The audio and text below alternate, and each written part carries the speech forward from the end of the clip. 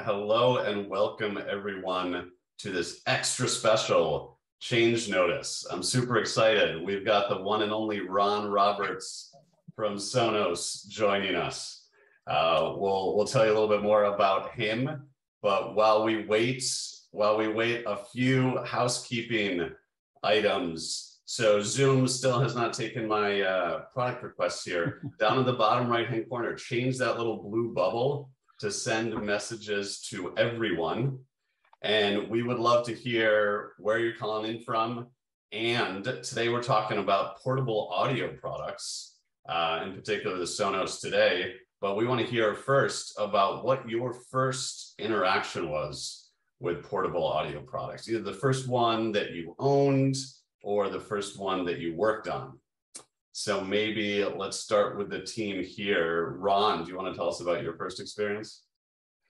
Yeah, sure. It was, because my portable music, listening experiences would go back to the days of boom boxes. Definitely had one of those. I was a big fan of the Sony Megabass Walkman.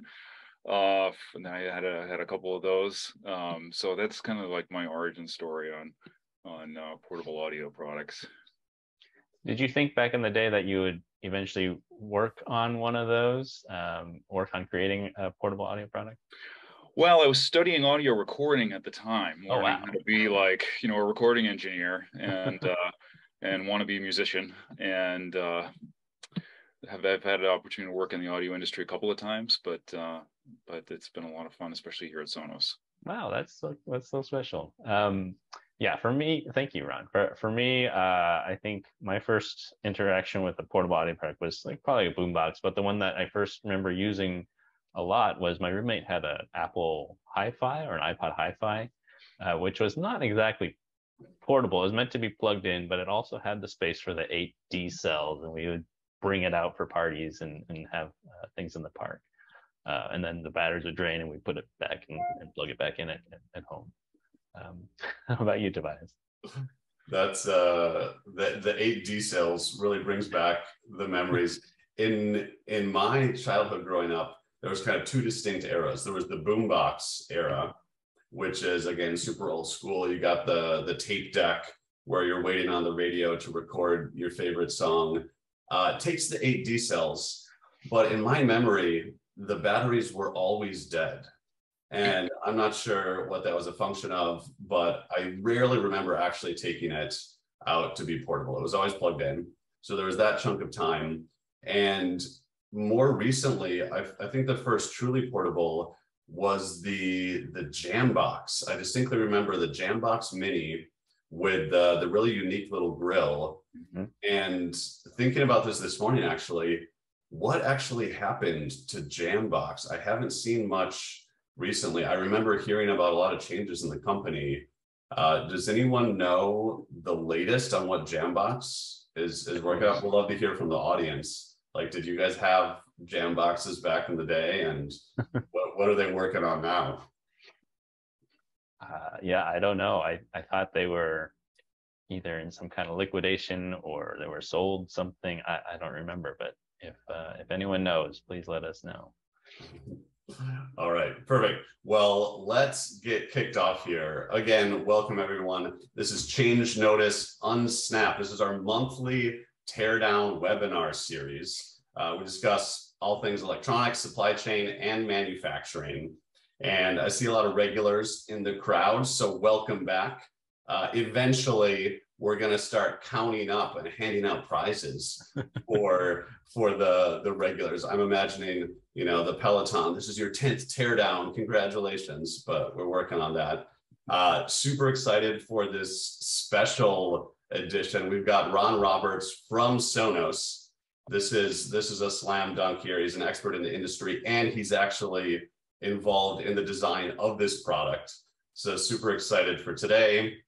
Our goal here, we're trying to build a community for knowledge sharing, support, and continuous improvement. So before we dive in, one reminder, if you do need to duck out, please fill out that survey. That's how we decide what to do next. And as a disclaimer up front, as with all of our teardowns before, we don't have any inside knowledge of this product, but we have something much, much better. We have Ron, who's going to give us all the insights that he's excited to share today. So with that, let's kick off intros for Team Teardown here. Let's start with Ron. Sure thing. Hey there, everybody. Great to be here. Thanks for having me. So Ron Roberts, I've been at Sonos for just 10 years, actually, this coming month. In that time, been on the mechanical engineering team, really been focused on new product development that entire time. I was involved in Roam from our first like tooled part build, essentially our final prototype build, through our DVT build, which is like just before mass productions kind of gets started up. And prior to Sonos, I was in product development in a couple of different organizations, working on different types of stuff, different types of products, and also worked in the manufacturing sector for a while, in the die casting industry and the injection molding industry as well. So like I say, really excited to be here and talk about Roam and how we made it what it is, and in particular, particularly just to kind of like share some of the under the hood details, on it. These are things that we don't learn in school. You learn them on the job, and I think that this kind of community and this forum is great for just kind of sharing, like knowledge sharing around, some of the things that are kind of typical to consumer electronics products, product development, in particular audio products in this case. So looking forward to it. All right, super excited to have you, Ron. Thanks for joining. And our regular host, Chris. Hey, everybody. Yes, my name is Chris. I worked for a long time on Amazon products, especially on the Kindles. Super excited to see that they just released a bunch of new products yesterday. So if you see anything there that you're interested in taking apart, let us know, and we can tee that up for future product, for future change notice teardowns. Since then, I worked on a couple of other different products, including medical devices, and then most recently, I'm currently working at a self-driving tractor startup. So something a little bit different, but still mechanically based. Tobias, how about you? I'm still waiting for that teardown series of the tractor. It's coming next year sometime. Yes, Tobias, my background, mechanical engineering, did product design at Apple for a number of years, worked on Apple Watch, iPhone, mostly health sensors on the watch and touchscreens on the phone. So for those of you that have been through this before, we're going to dive right into the live teardown. And again, for those joining us, please post your questions in the chat. That's what we're here for. That's why we have Ron. Questions for Ron, throw them in the chat. Make sure in the bottom right, you're posting to everyone, not just hosts and panelists. And also for those of you just joining now, please introduce yourself and tell us about your first mobile audio product that you owned. So with that, let's dive into it. Chris, let's kick it off. Yeah, so I thought we'd start by just showing off the product itself. You can see it's kind of this triangular shape, which is a really unique and interesting ID. At the top, we've got some buttons. So the negative, the volume buttons, plus and minus, play, stop, and then a microphone. Looks like I can turn that off and on. And then you got this grill in the front where I imagine the speakers are coming from. You can kind of see through, in this light, you can kind of see a little bit of the hexagon pattern inside. There's also these like rubber dots on the bottom, which I think are helpful when you're setting it on the ground so it doesn't move. And then, yeah, that's pretty much this product. There's a power button in the back with looks like a USB-C charger as well. But that's what we can see from the outside. Maybe Ron, can you tell us a little bit more about what makes the Sonos Roam unique? And I'll start opening up some of the side panels here. Yeah, sure thing. So Roam is really special to us in that it's the smallest all-in-one product that we've done. Saying is all-in-one in that it's not a home theater product. It's not a subwoofer. So the smallest, most compact product we've done, Wi-Fi, Bluetooth, operates just like a Sonos player would in your house, take it out on the road, and you can use it like a Bluetooth player. It's battery powered, obviously. It has wireless charging in it, USB-C charging. I think we'll get to it a little bit later, but microphone array supports all the voice assistants, along with with our own Sonos voice assistant.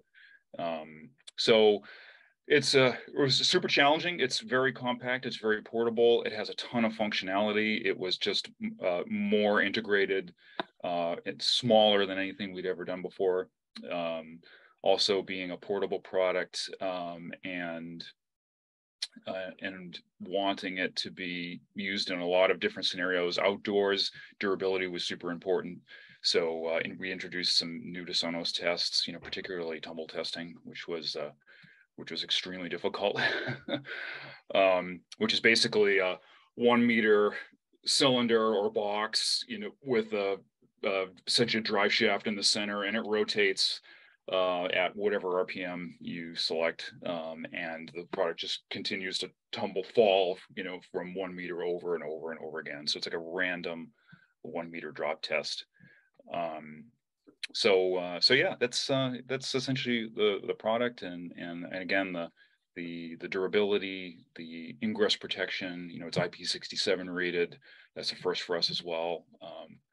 In a product. So a lot of new things to us around the size, the form factor, and durability and ingress protection.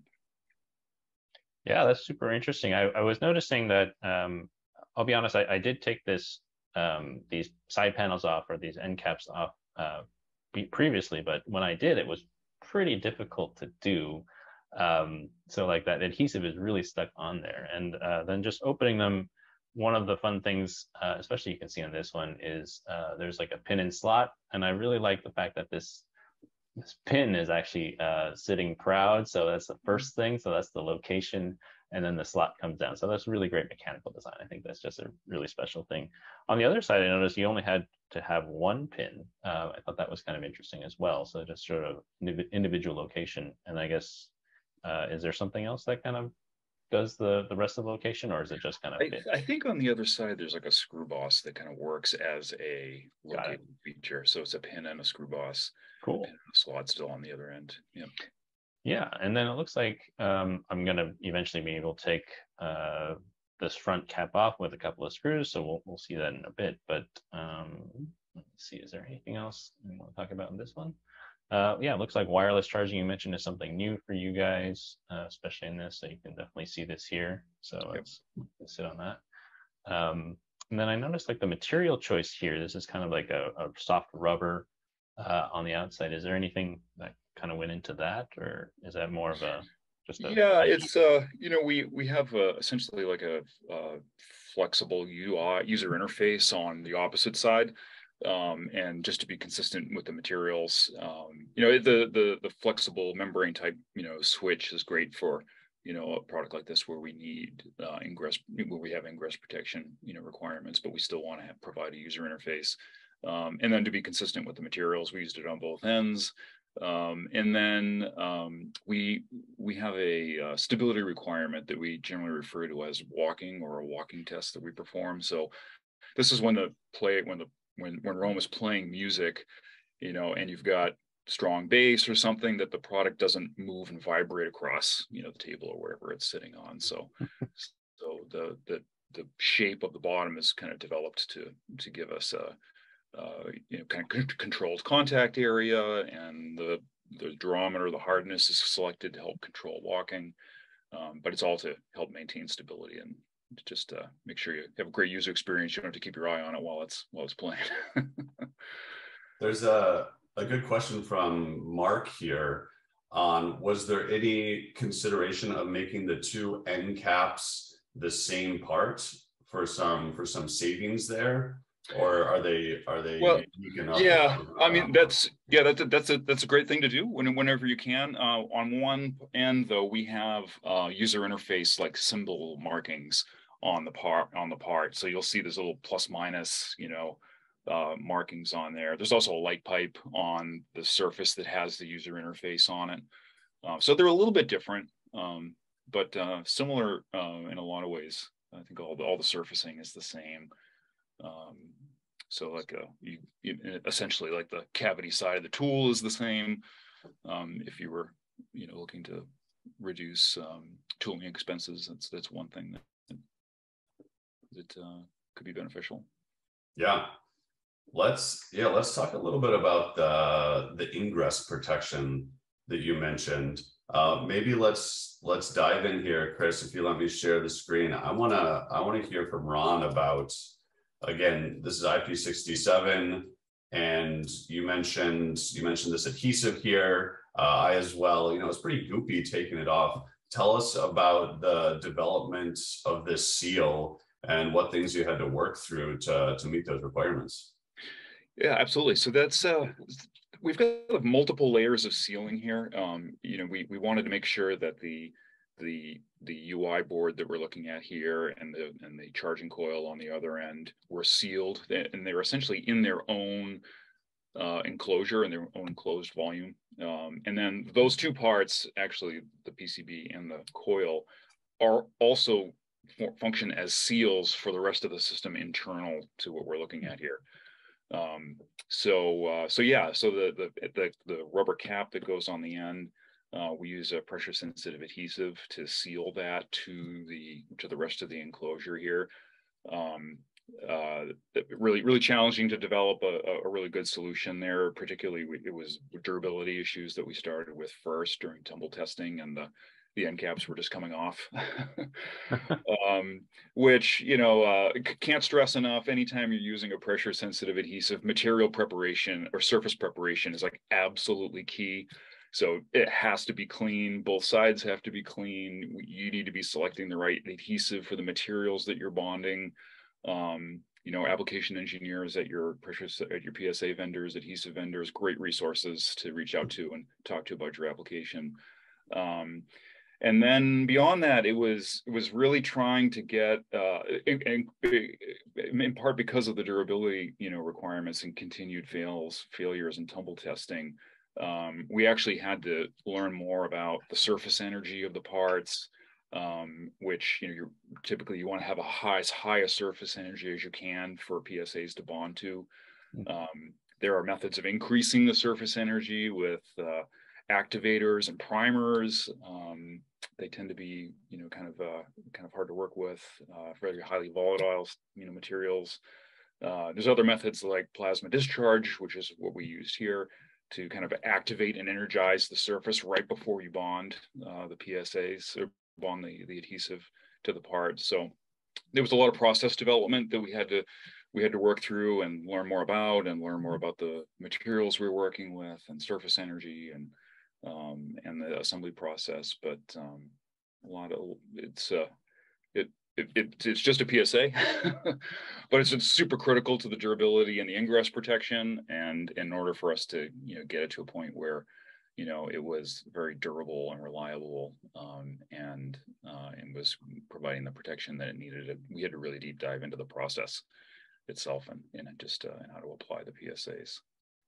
Yeah, it sounds like a lot of thought went into optimizing the surface as well as the PSAs. I'd love to hear from the audience too about your experience with PSAs, what you've done to improve those. I have a few anecdotes from a similar setup on the Apple Watch. It wasn't actually ingress. This was on the heart rate sensor, an optically isolating PSA. And I'm actually going to switch over to a little demo here because looking at Instrumental's features now, these are what I wish I had back then. There was two scenarios where this really would have been a slam dunk. So number one is, like you mentioned, Ron, the surface cleanliness is extremely important. And having an image of that surface before the PSA was put down, that would have been extremely valuable. There was multiple scenarios where we had failures down the line. And if we would have just had that time zero image, we would have been able to notice either some contamination or some abnormality in the molded part. And the second issue that we struggled with was actually the manual placement of that PSA. So one of the features of Instrumental is actually looking back through historical images So I'm going to show just a quick demonstration here. This is a small gasket, but similar to this optically isolating PSA, I can just have the system look back through all the images, and I'm not telling it, you know, what to look for, what's good, what's bad. It's going to automatically pick out which of these look different. And so the example here is you can clearly see that this gasket is shifting around and the manual placement was incorrect here. But there's some more subtle ones too, which may have actually passed the functional test. And these are the ones that we started struggling with back in the days, the slight variation, which would then lead to a failure down the line. Let's hop back. Let me hop back to the charging coil here. Let me pull this back up.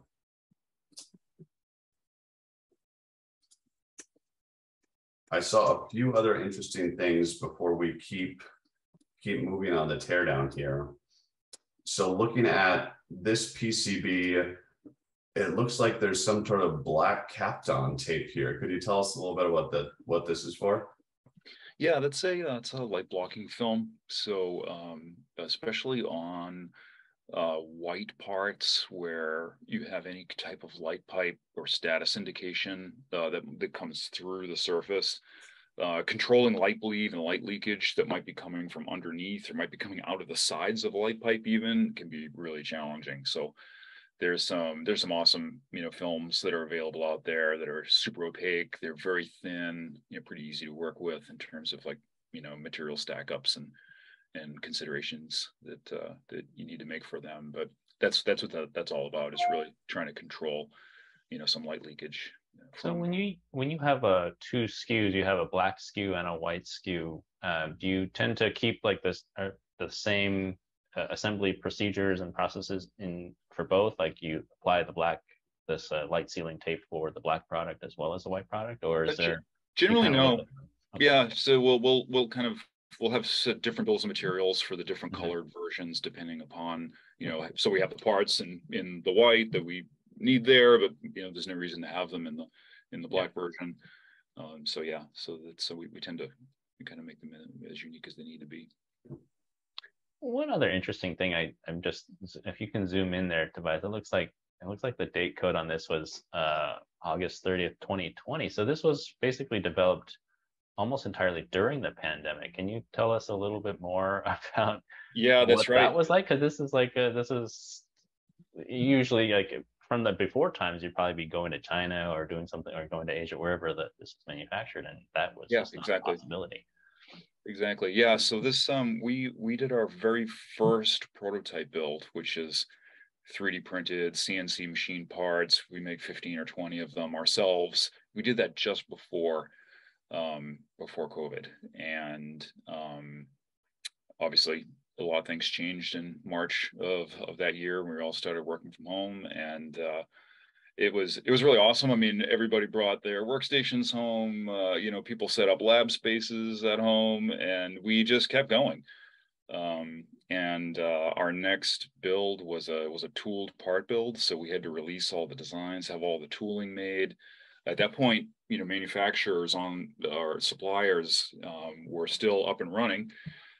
So it was kind of business as usual in terms of working with them. But typically when we start up all of our tooling, the ME team would travel, we'd visit all the suppliers, we review all the parts, review inspection data, approve parts for the build, that kind of thing. We weren't able to do that, but we had a lot of people within Sonos that really stepped up to help support us on the ground. And be at the suppliers and help us with reviews and a lot of Zoom calls, and we were able to kind of keep it going, and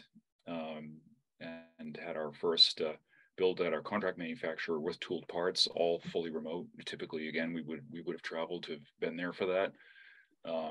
The ME team is you know, typically super hands-on, you know, with our builds at the factories.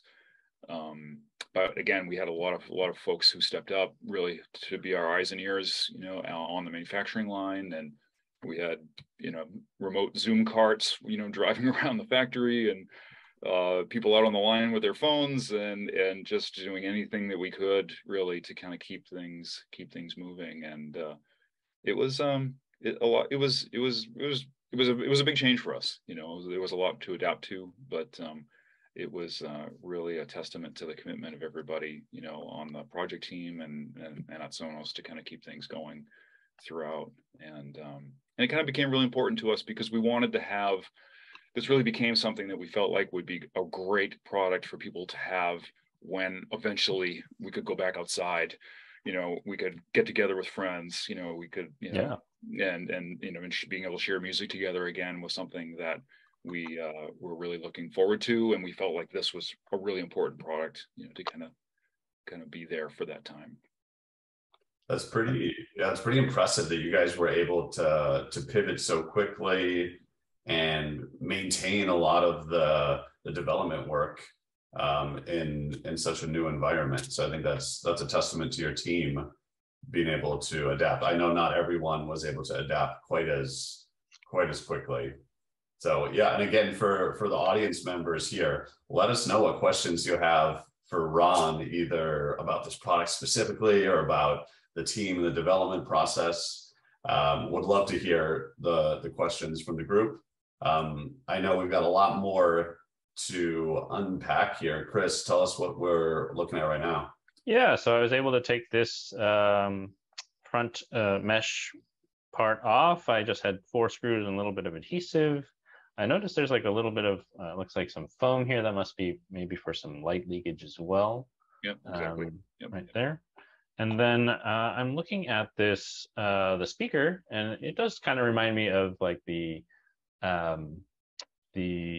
Sonos One we took apart, but I am seeing this one area here that is kind of curious what the audience thinks this is.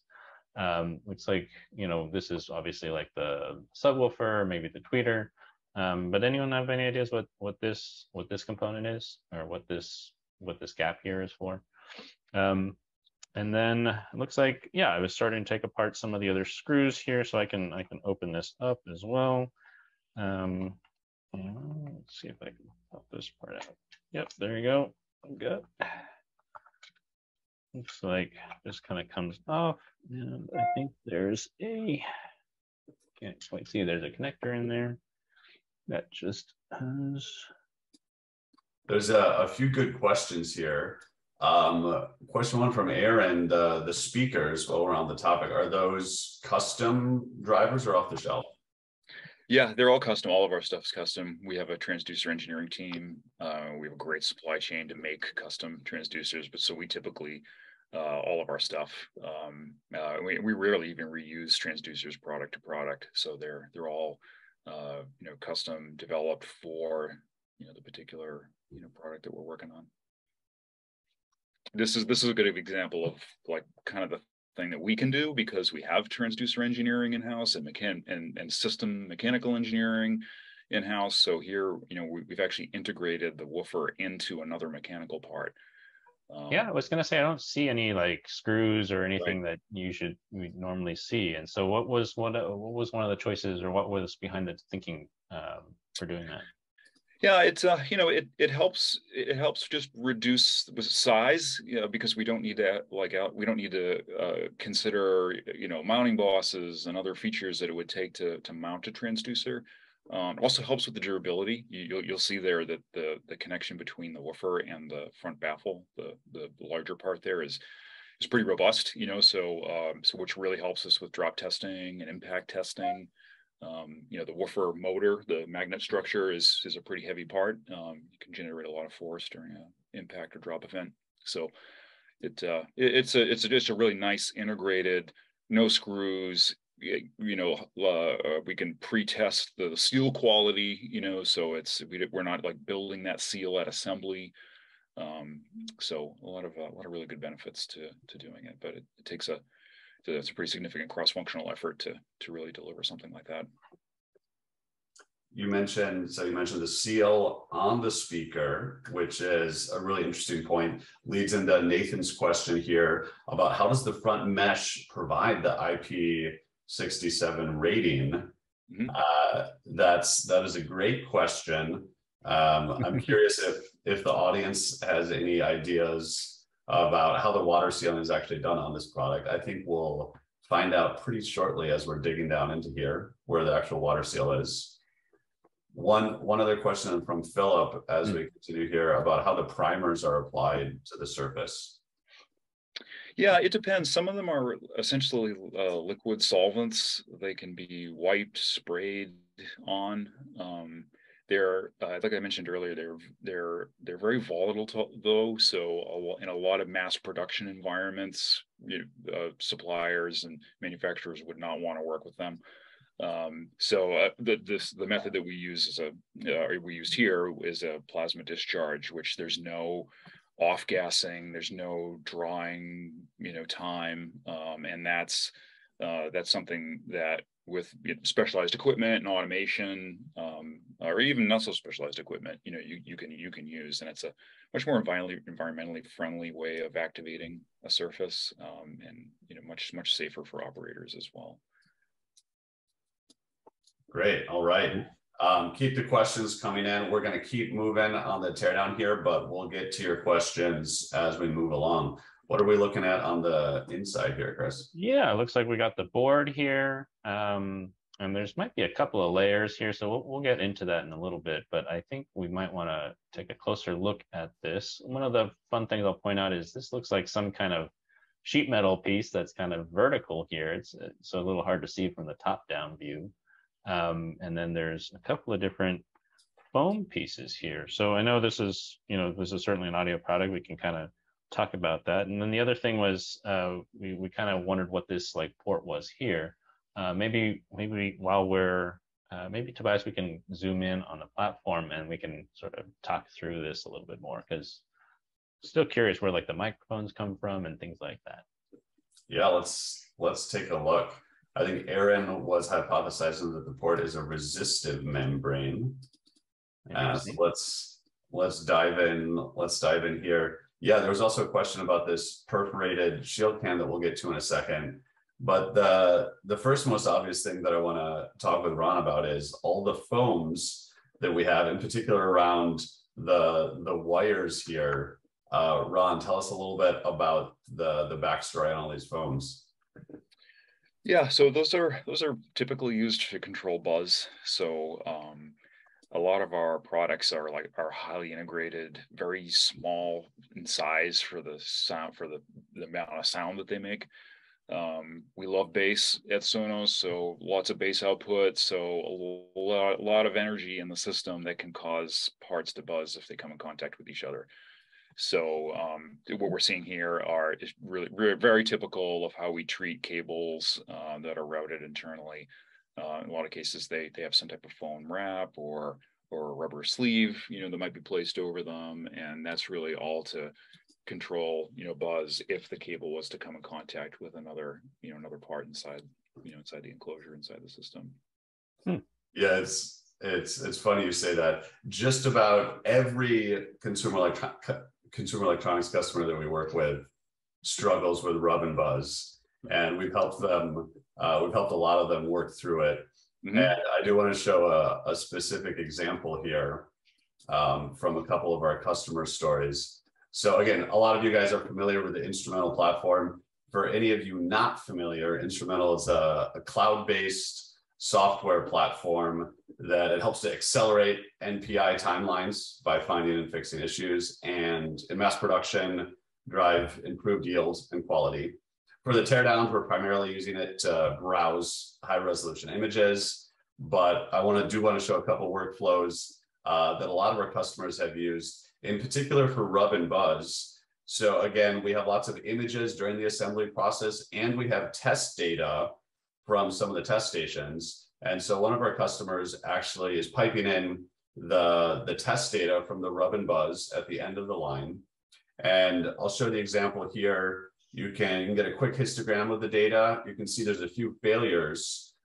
This one here is actually the microphone, but the rub and buzz was similar, a few outliers. And you can actually ask the Instrumental platform to look for correlations and root cause for you. So I'm asking it, what is unique about these failing units? And then it's actually going to go through all the images during the assembly, and it's going to find what's unique about those failing units. So for this example here, this was failing microphone tests. And then the system, without any guidance, it actually found contamination in the microphone port. But with this one consumer electronics customer, the failing rub and buzz, they were actually able to correlate that to a specific routing of one of their antenna cables. So again, there's a lot of variation when you're routing these cables. And they found that if you didn't route it properly around one of the main PCBs, it led to rub and buzz. So it seems like, Ron, you guys have solved that through a series of phones, which is excellent. But I think getting to that conclusion can sometimes be pretty tricky, especially if you're not on site. Yeah, absolutely. So let's hop back to the question on the perforated shield can. So tell us a little bit about the rationale behind this perforated shield can here. Yep, pretty typical of things you'll find in anything that has like high-speed digital electronics within it. So typically we have parts like this that form enclosures around the CPU or the Wi-Fi CPU radio. And what we're trying to do here is we're just trying to control RF, radiated emissions from the product. There's compliance requirements for around related to FCC, saying that we can't radiate noise above certain frequencies and certain levels. These parts help control that. And then also those radiated emissions can impact the performance of other components internal to the system too. So it's really about like just trying to control unintended radiated emissions from the product as a whole or internal to the system. And then do you guys usually start with like a flat sheet, or do you start with perforations in it just because from your previous experience with sort of Wi-Fi products? Yeah, we generally always perforate them. And we work with our radio engineering antenna team on the size of the hole spacings. Mm-hmm. And we generally like to perforate it it can generally help out with thermals. You get a little bit of, like a little airflow inside to outside. Yeah, exactly. Yeah. Also, I think it looks like you talked about the mesh that was covering the port here, but maybe you could tell us a little bit more about what that port is. My initial suspicion was that was a microphone port, but if I look, from behind there is just right in the middle of the PC board. So what am I looking at? Yeah, so this Roam is a sealed acoustic system. There's two basic types, ported and sealed. All of our stuff generally falls into one of those two categories. And if it's sealed, then there's the opportunity for there to be a pressure difference inside to outside, whether that's because it's in a plane, in transit, or internal heating is causing the air inside the product to expand. And generally what happens is the woofer, the mid woofer here, would get pushed in or pushed out due to that pressure difference. So this is really it's essentially a pressure vent. And in this case, it's a vent that had to be IP rated as well. So the material selection there is really kind of key, but that's something that's pretty common among all of our sealed systems, that we have some mechanism to, to balance internal to external pressure there. Yeah, that's really cool. I mean, I think, on some of the smaller consumer electronics, you don't really see such attention to the detail of like how to seal up the entire chamber and account for any pressure differences. So that's really interesting. Yeah, and obviously if we have a hole with a vent on it, you could say, well, it's not really sealed. But from an audio perspective and in the frequency range that the woofer works in, it's essentially sealed. Got it. So that's and sizing the vent and the resistance of the vent is something that needs to be considered, so that it's quiet and doesn't make noise and things like that. But so I think we're still on the hunt for those microphones, right? But we can also go ahead. yeah, that's a great question then, because I had originally thought that was the microphone port as well. So I think we're still on the hunt about the overall sealing of the device. We want to look for how the full exterior device is sealed. But yeah, the microphones, there was nothing over here. Anyone have a guess about where within this device the microphones are? I want to hear it in the chat before Ron reveals the answer here. What are we looking at? So we found this vertical solid antenna here, which is kind of interesting. Tell us a little bit about the design choice here, Ron. Yeah, that's just one of a number of antenna types that we use. This is a stamped metal antenna. We have an antenna engineering team. We work closely with them on designing and integrating the antennas into the systems. Generally, we're trying to. We have requirements around Wi-Fi coverage. So. As a function of the orientation of the product. So generally, we want to make sure that like you can get a good Wi-Fi link regardless of the orientation. So that's difficult to do with one antenna. So generally we have multiple antennas in our systems and antenna arrays and antenna diversity, things like that, just to help with reliable connections. So this is just one method of producing an antenna, and so it's always kind of nice when you can get the antenna assembled to the PCB. It's almost free. There's no cable, there's no connector, it's soldered directly to the board, or in some cases you can even etch the antenna into the plane of the board. So we're big fans of those types of antennas whenever we can do them. But, so is this one hand soldered, or is it like pick and place with something that can happen? Because it's pretty tall, so it seems like it'd be pretty hard to do that. Yep. I'm pretty sure it's placed. Yeah. Okay. Yep. So it looks like, so you've got one antenna here. It looks like this is the second antenna with the coax cable running over to this side. Right. And then this extra port here, is this just a test point, or did there used to be another antenna? Yes, that would be for diagnostic testing during production. Got it. And then before we keep on moving here, because we still have a lot of exciting stuff hidden underneath, a few more things. I see it looks like some type of adhesive or coating around this coax connector.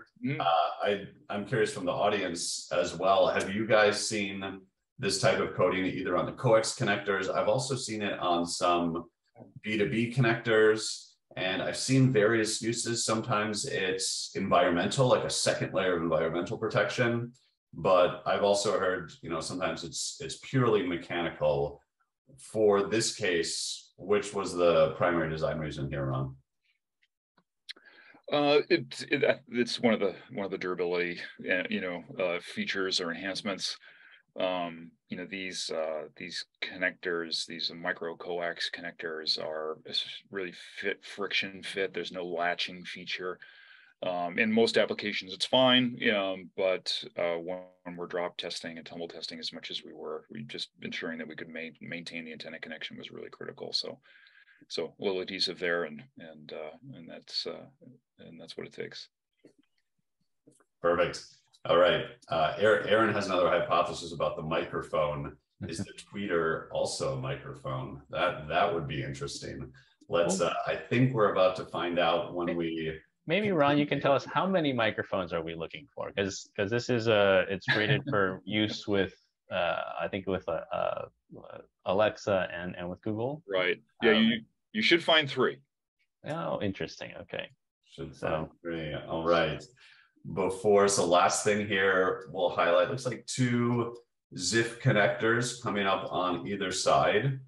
And like we've seen with a couple other products, I like the white line here, which makes for an easy visual check to make sure that's fully inserted. I do want to highlight, actually, very recently, we released a new product called Video Streams. And one of our customers is actually using it to look at these ZIF bends. So this one, I think this looks pretty straightforward here. I'd be curious to get your thoughts, Ron. But one of our customers was struggling with, there's a ZIF bend and then they snap the top cap on. and they're worried about the ZIF getting pinched a little bit during that process, and an image wasn't actually able to capture it. So I want to show an example. They actually put instrumentals video streams on their line, and I'll show you quick what that looks like here. So again, in addition to the images and test data, you can actually take a video of key process steps. And so this one here is actually showing just a screw assembly, but they were actually looking at the manual assembly of the ZIF. And then they were able to tell if the operator was bending it properly, and when it pushed down, if it was actually pinching a little bit before it went in. And that's extremely valuable data. I think it was like in the first day that they realized, like, ooh, actually on some small percentage of these, it's pinching before it goes in. So videos, a lot of valuable data there. So with that, I think that's a good time to keep moving into the rest of the device, Chris. Yeah. Let's see. Go.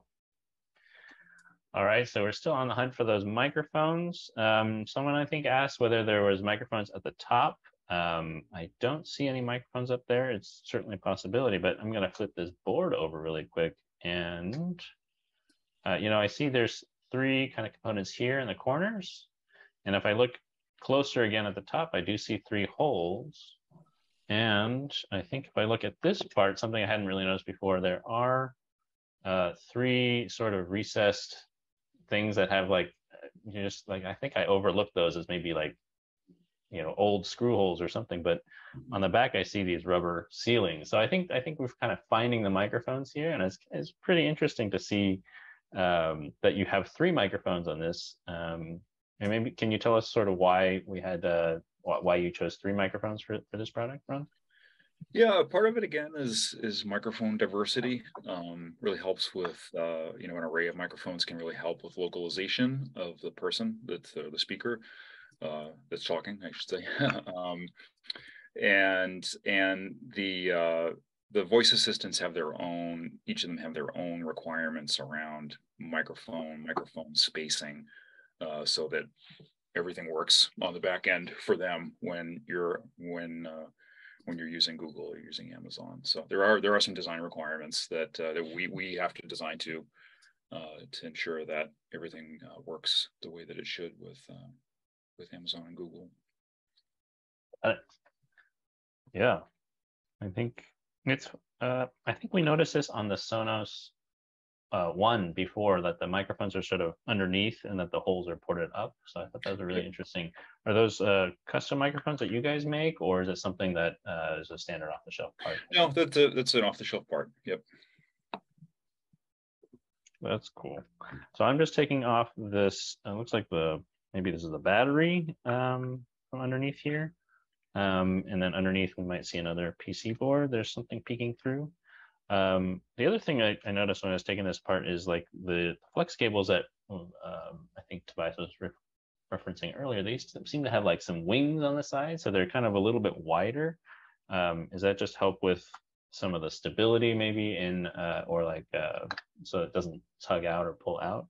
Yeah, exactly. There's different types of flex connectors, and we really prefer the ones that have some type of like positive latching engagement, type feature on them. So the flexible print circuit itself has, ears on it or tabs on it that interface with the connector. It's just generally more durable, which we're definitely fans of here. All right, so this looks like a sort of a battery carrier. I'm gonna take this apart, but it looks like we have 2 cylindrical cells here. I know a lot of times in the small consumer electronics, people use like a pouch cell. Maybe what was the rationale behind using the cylindrical cells for this? Yeah, we're really trying to go for the longest play time that we can. So just the energy density of these are 18650s, just the energy density of the cells, the lifetime of them,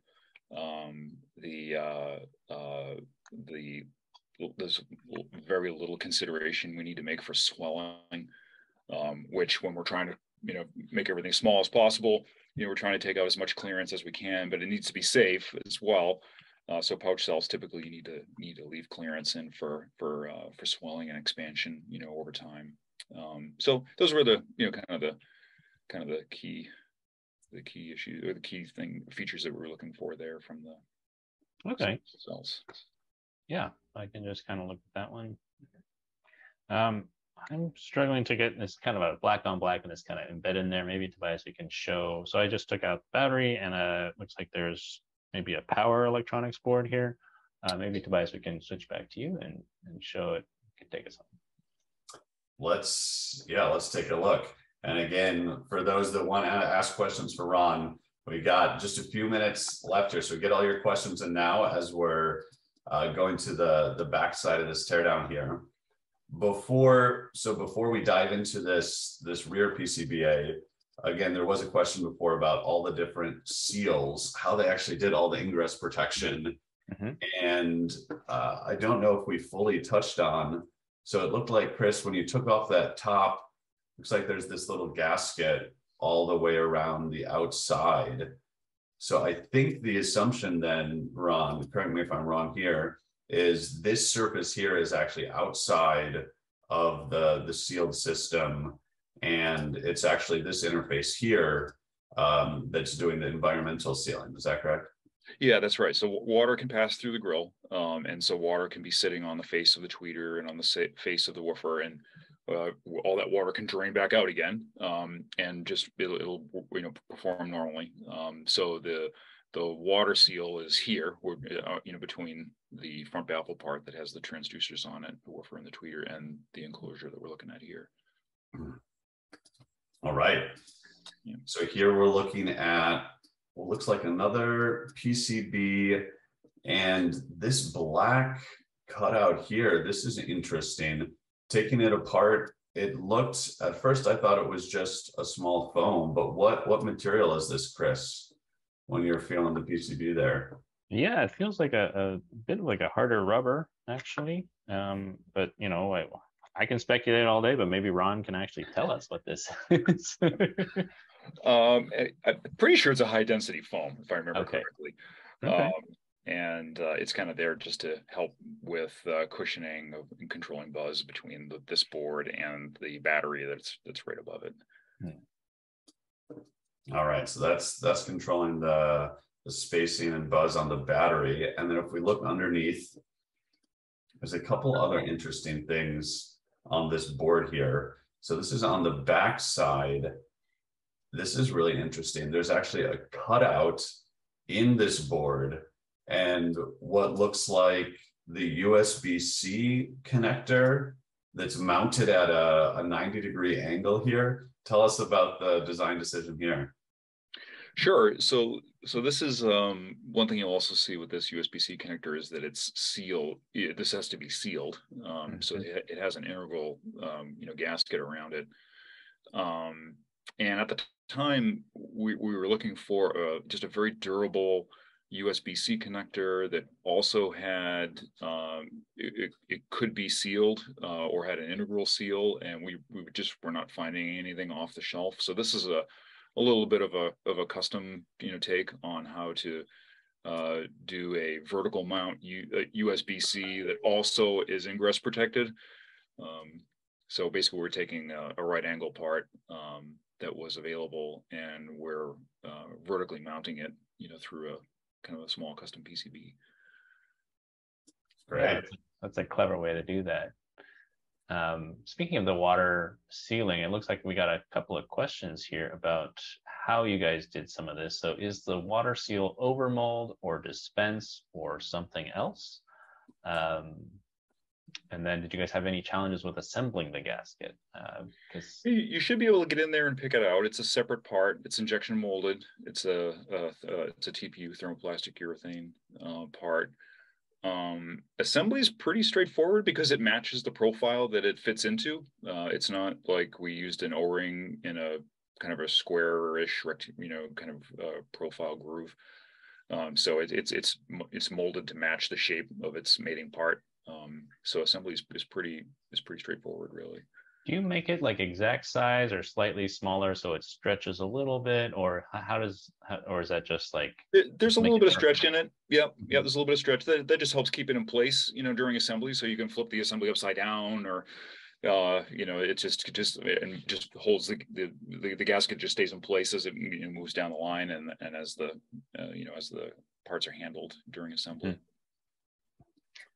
Tell us, Oh, yeah, I'm curious about the decision. This ties into another question about repairability and what considerations were made for repairability, either around the battery, or seems like it could also tie into this gasket seal here, because on the end caps, you guys opted for the adhesive, but then for this mainframe sealing, you guys chose the gasket and screws. So tell us a little bit about what drove that decision, and was it purely ingress, or was repairability part of that as well? Yeah, repairability is definitely part of it. We do more and more these days. We're doing refurbishing and repair of products that get returned to us. We, in the simplest case, with some Torx drivers, you can take the entire product apart, refurbish the cosmetic parts, replace PCBs, replace anything that may be damaged. In this case here, obviously there's a PSA seal that needs to be reproduced. We can set up to do that. We're setting up to do that, at our refurb, facilities. And then there's generally a number of screws here to remove, to disassemble the product. The seals can be reused in the case of the one that we're looking at here. So it's definitely something we're thinking quite a bit about these days, is design for disassembly and refurbishing. The days of bonding everything together and PSAing everything together, at assembly, we're trying to do less and less of that all the time, because we just want to, we're trying to simplify the repair scenario, so that it's easier for us to do that, ourselves in our reverse logistics centers, and maybe someday, for people to do it at home. I was thinking about the water sealing as well. I noticed a lot of the LEDs are on the boards themselves, but the light comes through, and there's like light pipes that come out of that. So how did you guys work that through, so the light comes off of the board but out of the front part of the product and things like that? Yeah, there's some great ray tracing simulation tools out there. So typically we want to minimize the number of circuit boards we have, or PCBs that we have in the system. So we'll put LEDs, or status indicating LEDs, on boards that are already there, are already part of the design. Generally we'll design light pipes to get the light out to the point where, we want to make it visible. Sometimes it takes more than one light pipe to get there, because you're inside an acoustic enclosure, then you have to get outside the acoustic enclosure. But like I say, between simulation tools and prototyping, we can generally get there. Looking at in the last couple minutes here, just kind of getting down into the details of these boards, I'm noticing a few differences. Again, thinking back to the other Sonos teardown that we did way back when, the Sonos One. This is really a packed PCB.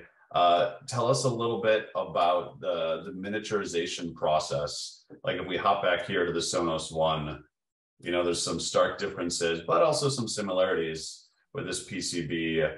Tell us sort of the main differences and challenges in reducing the size of some of these. Yeah. Part of it is the PCB technology itself.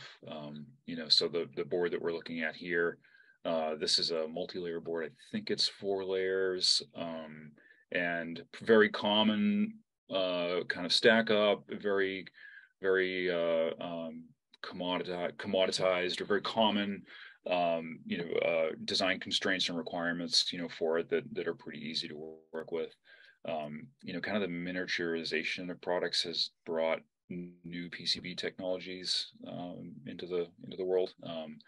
There's some high density PCB technologies are typical of things you would find in phones and really compact consumer electronic devices, and that's one of the things that we brought here as well. So it's kind of a new technology for us, although it's not brand new, as far as the industry goes. But it's there are just some features of it in terms of like via sizes and blind vias for layer to layer connections that really help you condense a design down.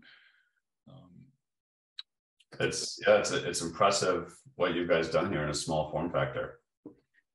So I mean, it's really the most compact Sonos implementation that we've ever done. Yeah, so does this have all the exact same functionality as like the bigger products? It's just in the smallest form factor. Yeah, that actually has more in some ways. Oh wow, okay. Oh yeah, because it has a battery, right? The other ones don't really have battery. Exactly. It's got integrated. It's battery powered. It's got really good Bluetooth performance. And then it's also has all the Wi-Fi functionality that all the products interesting. Yeah, that's always one of the challenges. Like you get the most functionality in the smallest product, and then you want it to look as good as it does. Yeah, sure. Make sure it ships on time. I guess, is there anything else that you wanted to share about like Sonos and the design philosophies and principles that are kind of unique to Sonos? I think it's one of the things when after 10 years still really enjoy working at a place where there's such a commitment to the customer experience, to sound experience, like really doing really cool stuff with sound, with audio. It's really fun to work on that.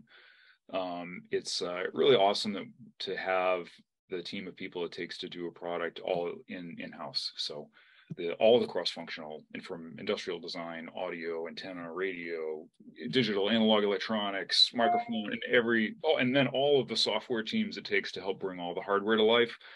It's awesome to be someplace where that's all kind of under one roof.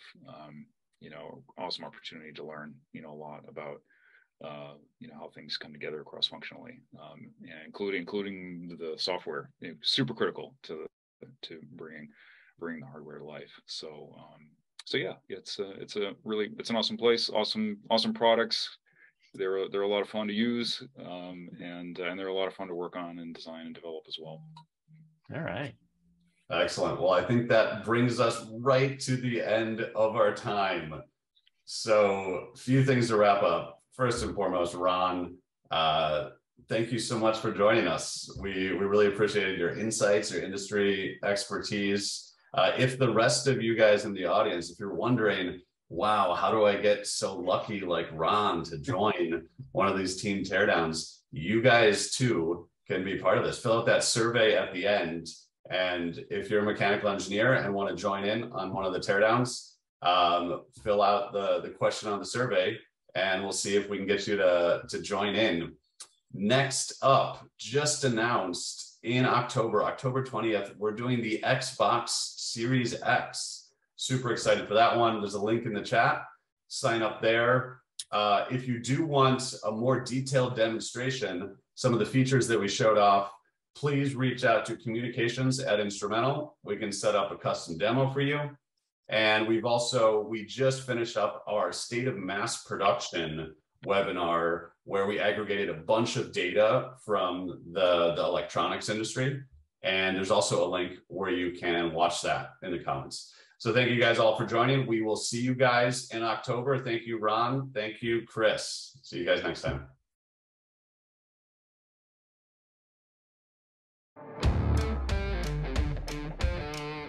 Manufacturing has changed, and hitting yield targets, deadlines, and quality goals is harder than ever. Instrumental is the first manufacturing optimization platform designed to help both engineering and operations teams ramp successfully on every program by finding and fixing issues at the source and making sure they don't come back. From development through mass production, Instrumental is helping the world's most innovative brands and contract manufacturers accelerate failure analysis and drive continuous improvement by easily unifying their product data into one secure cloud-based hub. And you can get started in less than 1 week. Using images, video, machine parameters, functional tests, measurements, supplier and return center data, Instrumental makes collecting data and finding correlations easy. Our AI surfaces the most meaningful relationships among your data sets, so you can find the root cause fast. Starting with your first build, Instrumental proactively identifies new issues by scanning your products for anomalies in visual or functional test data and automatically delivering net new discoveries. In development, engineers can jumpstart failure analysis with defects in context by leveraging a rich, remote data set. With Instrumental, they can quickly identify correlations and potential root causes, and even push live tests to validate solutions immediately, eliminating issues at the source. In mass production, you can monitor throughout, get alerted of shifts, and identify correlations to root cause, unexpected drift, redundant tests, and operator issues.